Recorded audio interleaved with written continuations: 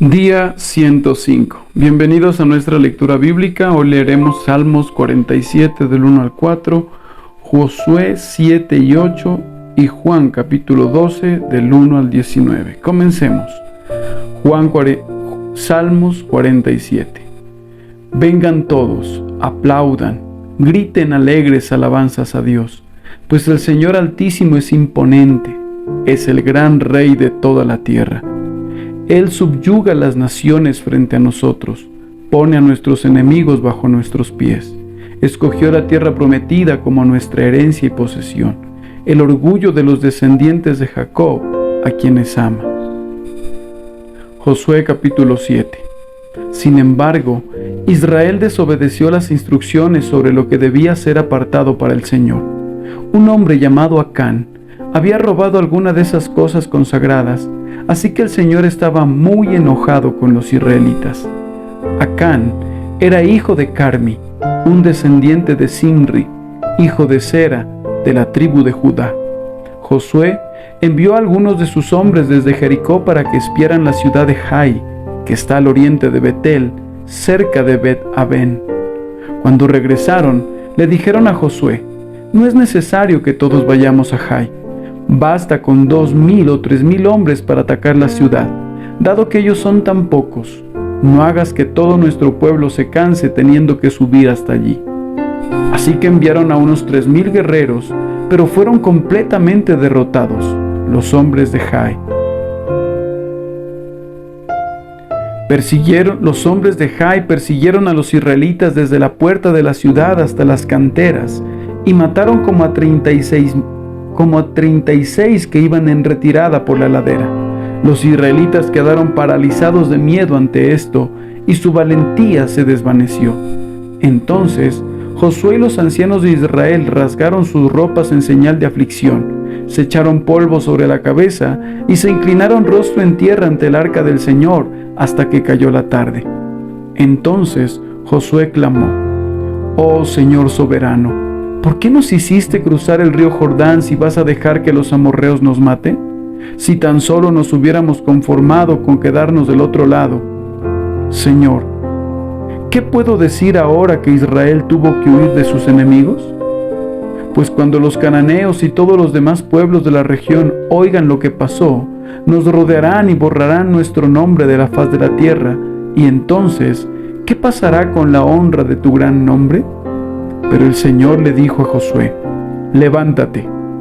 ¿Por qué estás ahí con tu rostro en tierra? Israel ha pecado y ha roto mi pacto. Robaron de lo que les ordené que apartaran para mí, y no solo robaron, sino que además mintieron y escondieron los objetos robados entre sus pertenencias. Por esa razón, los israelitas huyen derrotados de sus enemigos. Ahora Israel mismo será apartado para destrucción. No seguiré más con ustedes a menos que destruyas esas cosas que guardaron y que estaban destinadas para ser destruidas. Levántate, ordénale al pueblo que se purifique a fin de prepararse para mañana. Pues esto dice el Señor, Dios de Israel: en medio de ti, oh Israel, están escondidas las cosas apartadas para el Señor. Nunca derrotarás a tus enemigos hasta que quites esas cosas que tienes en medio de ti. Mañana por la mañana deberán presentarse por tribus, y el Señor señalará la tribu del culpable. Esa tribu, con sus clanes, deberá dar un paso al frente, y el Señor señalará al clan culpable. Entonces, ese clan dará un paso al frente, y el Señor señalará a la familia culpable. Por último, cada miembro de la familia culpable deberá dar un paso al frente, uno por uno. El que haya robado de lo que estaba destinado para ser destruido será quemado con fuego, junto con todo lo que tiene, porque ha roto el pacto del Señor y ha hecho algo horrible en Israel». Temprano a la mañana siguiente, Josué presentó a las tribus de Israel delante del Señor, y la tribu de Judá fue la señalada. Entonces los clanes de Judá dieron un paso al frente, y el clan de Sera fue el señalado. Luego, las familias de Sera dieron un paso al frente, y la familia de Zimri fue la señalada. Por último, a cada miembro de la familia de Zimri se le hizo pasar al frente uno por uno, y Acán fue el señalado. Entonces Josué le dijo a Acán: Hijo mío, da gloria al Señor Dios de Israel y di la verdad. Confiesa y dime lo que has hecho. No me lo escondas. Acán respondió: Es cierto, he pecado contra el Señor Dios de Israel. Entre el botín vi un hermoso manto de Babilonia, 200 monedas de plata y una barra de oro que pesaba más de medio kilo. Los deseaba tanto que los tomé. Está todo enterrado debajo de mi carpa. La plata la enterré aún más profundo que el resto de las cosas. Así que Josué envió a algunos hombres para que investigaran.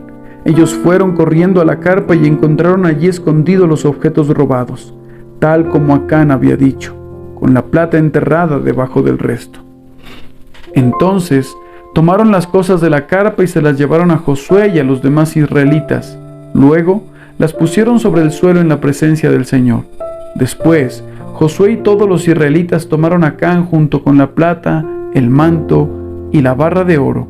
También tomaron a sus hijos e hijas, su ganado, sus asnos, sus ovejas, sus cabras, su carpa y todo lo que él tenía, y los llevaron al valle de Acor. Luego Josué le dijo a Acán: ¿Por qué nos has traído esta desgracia? Ahora el Señor te traerá desgracia a ti. Entonces todos los israelitas apedrearon a Acán y a su familia y quemaron los cuerpos. Apilaron un montón de piedras sobre Acán, las cuales siguen allí hasta el día de hoy. Por eso, desde entonces, al lugar se le llama Valle de la Aflicción. Así el Señor dejó de estar enojado. Josué capítulo 8.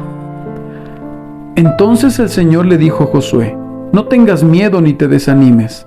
Toma todos tus hombres de guerra y ataca la ciudad de Jai, porque te he entregado al rey de Jai, a su pueblo, su ciudad y su tierra. Los destruirás tal como destruiste a Jericó y a su rey. Pero esta vez podrán quedarse con el botín y los animales. Preparen una emboscada detrás de la ciudad. Entonces Josué y todos los hombres de guerra salieron a atacar a Jai. Josué eligió a 30,000 de sus mejores guerreros y los envió de noche, con la siguiente orden: escóndanse en emboscada no muy lejos detrás de la ciudad y prepárense para entrar en acción. Cuando nuestro ejército principal ataque, los hombres de Jai saldrán a pelear como lo hicieron antes, y nosotros huiremos de ellos. Dejaremos que nos persigan hasta alejarlos de la ciudad, pues dirán: los israelitas huyen de nosotros como lo hicieron antes. Entonces, mientras nosotros huimos de ellos, ustedes saldrán de golpe de su escondite y tomarán posesión de la ciudad, pues el Señor su Dios la entregará en sus manos. Prendan fuego a la ciudad tal como el Señor lo ordenó. Esas son las instrucciones. Entonces salieron y fueron al lugar de la emboscada, entre Betel y el lado occidental de Jai. Pero esa noche Josué se quedó con el pueblo en el campamento. Temprano a la mañana siguiente, Josué despertó a sus hombres y emprendió la marcha hacia Jai, acompañado por los ancianos de Israel. Todos los hombres de guerra que estaban con Josué marcharon por delante de la ciudad y acamparon al norte de Jai, donde un valle los separaba de la ciudad. Esa noche, Josué envió unos 5,000 hombres para que esperaran escondidos entre Betel y Jai, al occidente de la ciudad. De esa manera, el ejército principal se estableció en el norte y la emboscada al occidente de la ciudad. Josué, por su parte, pasó la noche en el valle. Cuando el rey de Jai vio a los israelitas del otro lado del valle, se apresuró a salir temprano por la mañana con todo su ejército y los atacó desde un lugar con vista al valle del Jordán, pero no se dio cuenta de que había una emboscada detrás de la ciudad. Entonces Josué y el ejército israelita huyeron en retirada hacia el desierto como si los hubieran vencido por completo. Así que llamaron a todos los hombres de la ciudad para que salieran a perseguirlos. De esa manera los alejaron de la ciudad. No quedó ni un solo hombre en Jai o en Betel que no persiguiera a los israelitas, y la ciudad quedó completamente desprotegida. Entonces el Señor le dijo a Josué: apunta hacia Jai con la lanza que tienes en la mano, porque te entregaré la ciudad. Así que Josué hizo lo que se le ordenó. En cuanto Josué dio la señal, todos los hombres que esperaban en la emboscada salieron de golpe de sus puestos e invadieron la ciudad en masa. Enseguida la sitiaron y le prendieron fuego. Cuando los hombres de Jai miraron hacia atrás, vieron que salía tanto humo de la ciudad que cubría el cielo y ya no tenían a dónde ir. Pues los israelitas que habían huido hacia el desierto se dieron vuelta y atacaron a los que los perseguían. Cuando Josué y todos los demás israelitas vieron que la emboscada había dado resultado y que de la ciudad salía humo, se dieron vuelta y atacaron a los hombres de Jai. Mientras tanto, los israelitas que habían entrado en la ciudad salieron y atacaron al enemigo por la retaguardia. De esa manera, los hombres de Jai quedaron atrapados en medio, ya que los guerreros israelitas los encerraron por ambos lados. Israel los atacó y no sobrevivió ni escapó una sola persona. Solo al rey de Jai lo capturaron vivo y lo llevaron ante Josué.